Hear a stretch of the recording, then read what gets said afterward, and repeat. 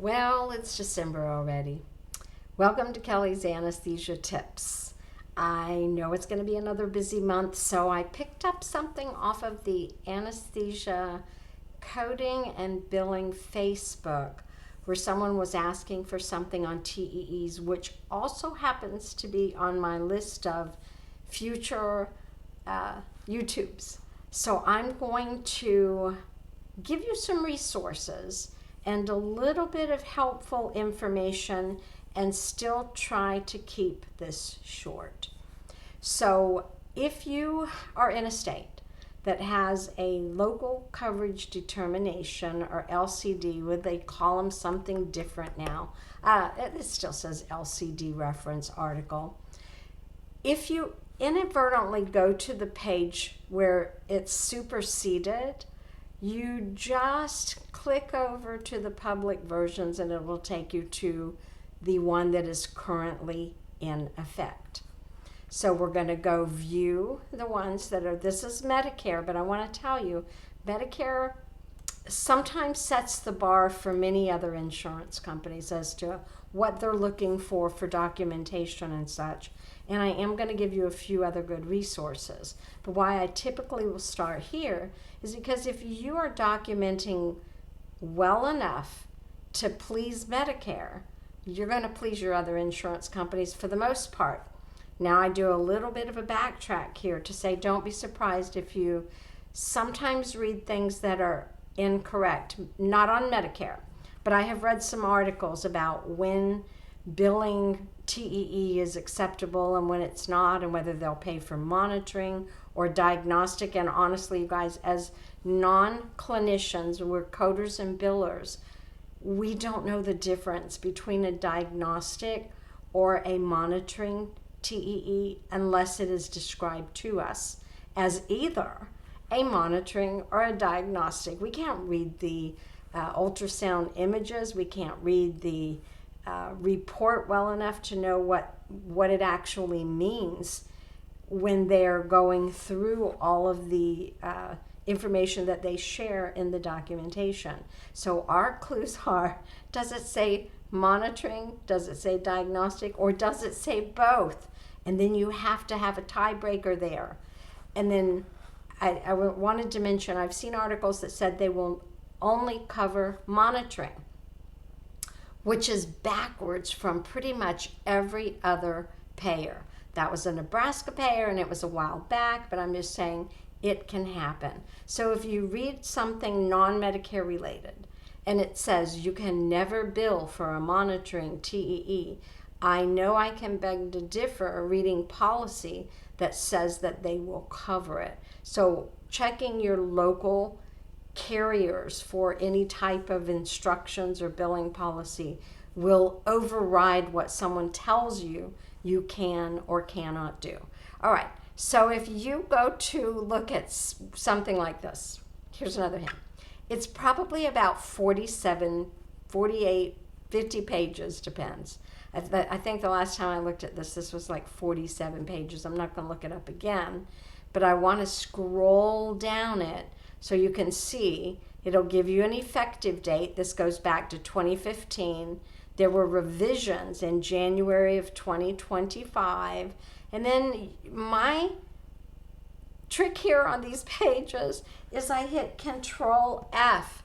And if you're looking for documentation, type in documentation and go to it and highlight what you need and give it to your provider.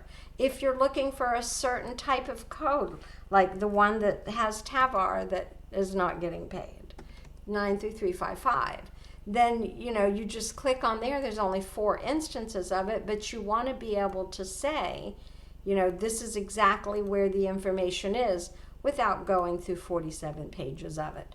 Now I want to get to the bottom of this and show you that for every billing article, there is a married little connection here with the local coverage determination. So if you go down to the very bottom, you will see that you can click over to related local coverage documents.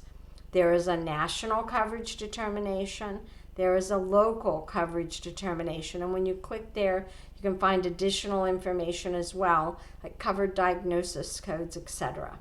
So this is your Medicare resource. I'm going to hyperlink all of this for you, but I also want to show you that the ASA has a statement on TEEs, or transesophageal echocardiography, that was updated about 3 years ago now, 2022. But it goes back 24 years. So you want to have this in your toolbox for coding too, and then it'll tell you the breakdown of these codes.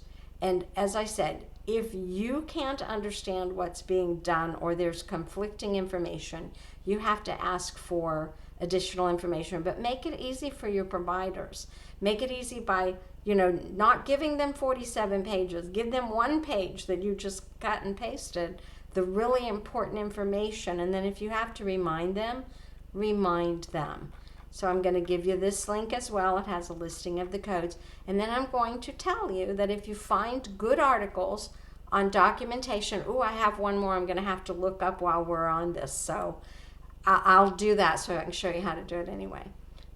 You probably know how to do it. So TEE documentation requirements for anesthesia providers, it's a few years old, but if you will compare this with those local coverage determinations or the coding articles from CMS and the ASA requirements as well, you should have everything you need. Now I'm going to give you one more because there is a fantastic Sonosite ultrasound.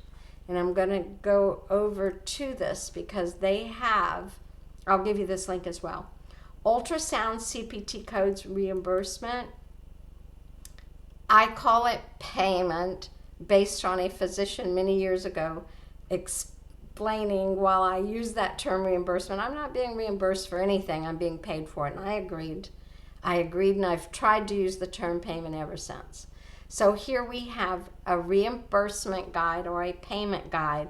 And if you look down here, you're going to find like a plethora of information, or plethora, tomato. So we have ultrasound, they have echocardiography, will give documentation information, TEE, they will give documentation. And even if you're using ultrasound guidance for your CVPs or art lines, they have some great information on ultrasound payments here as well. All right, that's it. I'm not sure if I'll get in another one before the end of the year. If I don't, I hope everyone had a fantastic, safe, uneventful Thanksgiving, that you have the same for your Christmas holidays or whatever you celebrate. And I will leave all of these in the links for you, and I hope that answered your TEE questions. Oh, I also need to look up for each YouTube. So for each one, I like to end this with mine. I didn't even have time to put my little Christmas ribbon on it, but that's okay. You guys, be kind to one another, generous with your knowledge, support anesthesia meetings. I'll be doing another one before too long on anesthesia meetings. Anytime you have questions about them. Oh, let me plug it too. Because if you look at these agendas for the anesthesia meetings that are coming up in January in Vegas and in April in Chandler, Arizona, AIA BPM and the ASA Advance, and you don't see TEE on there, don't not go. I mean, still you can, any of the speakers that come to these meetings will be happy to answer your questions when we can. I mean, sometimes we have to look things up for you if there's like site-specific or state-specific, but we're always happy to do that for you guys. So, all right, ending it with this. You guys have a great one. I'll catch you on the next.